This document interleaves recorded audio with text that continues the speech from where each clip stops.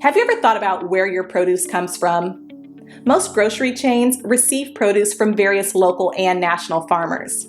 In fact, there are about 3.4 million farmers in the United States today. But of that staggering number, only 45,000 are Black farmers. At the Better Buggy, we are a proud group of Atlanta-based Black-owned farmers, selling produce locally and nationwide. Our easy-to-navigate online platform makes it easy for you to make a one-time purchase or to simplify your life by subscribing to our weekly produce box. Whichever frequency you choose, you can order with confidence, knowing you'll receive 100% organic farm-fresh produce. If you're looking for a thoughtful gift for a loved one that they'd actually find useful, be sure to pop by our online store where you can snag a gift card your recipient can use to order their own produce and t-shirts. Ready to start supporting local Black-owned farms and making healthier food decisions? Visit thebetterbuggy.com now to start shopping.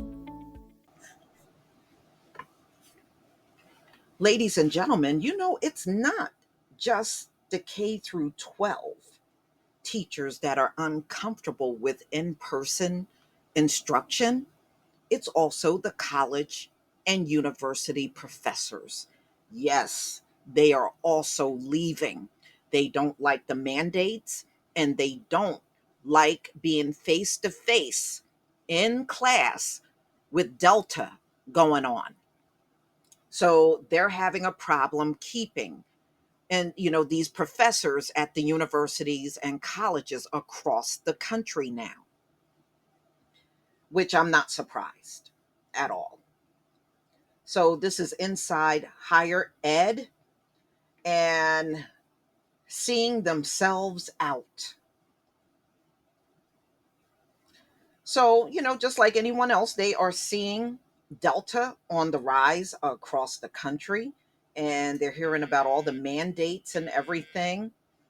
But that only downgraded the university's full return to face instruction from an immoral to dangerous point.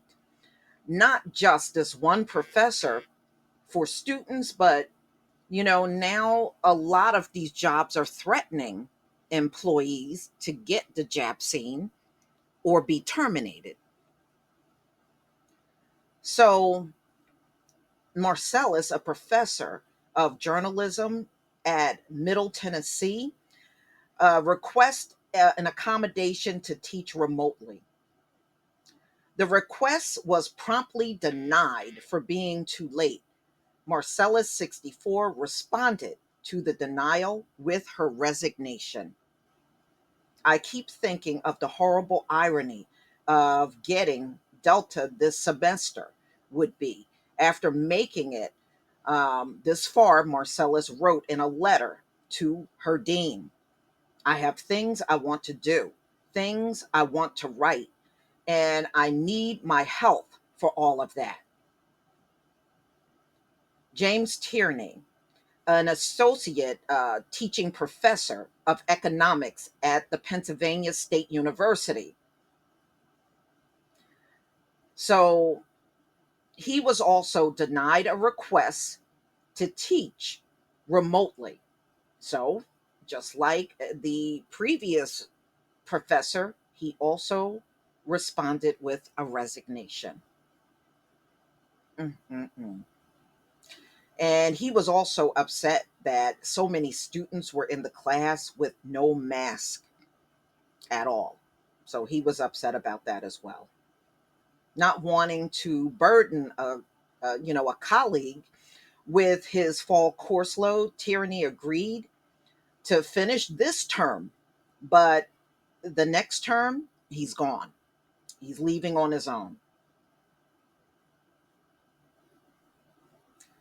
So I believe the university's vision for higher education no longer aligns with my own, he wrote in his resignation letter.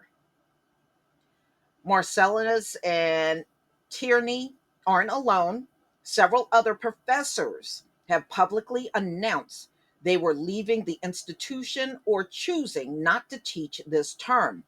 because their college and university are mandating face-to-face instruction despite the rising number of Delta infections in their area. Another widely followed case is the professor of philosophy at the University of Alabama in Huntsville. Recently, he said leaving the university over the fact that it's requiring masks indoors, but doing little else to halt the spread of Delta. The professor, Jeremy Fisher, along with colleagues, had previously asked the university to let professors teach remotely if they wish. The answer was no. We know what it takes to protect the community's health and very likely saves lives. And we have the ability to do it, Fisher said in his resignation letter. What is lacking is the collective willingness to do so. And I find myself compelled to consider whether my continued relationship with UAH might render complicit in the moral atrocity. Two lecturers at the University of North Georgia, which doesn't require masks or vaccines, also resigned over having to teach in person, according to the Atlanta Journal Constitution. The tip of the iceberg. To be clear, professors aren't quitting in droves. It's just right now, it's like a trickle effect. But you look, y'all, as people continue to get sick, you better believe this is going to step up for real. So there are many out here that are in classrooms with students and they're just not comfortable. And I don't blame them. I mean, not even all of the students are comfortable with this as well. So, ladies and gentlemen, I mean, it looks like the whole place is falling apart, don't it? It really does. And, they're determined to keep these colleges and universities and in person classes going. And it's all about money. See, in 2020, they saw how much they lost during the lockdown.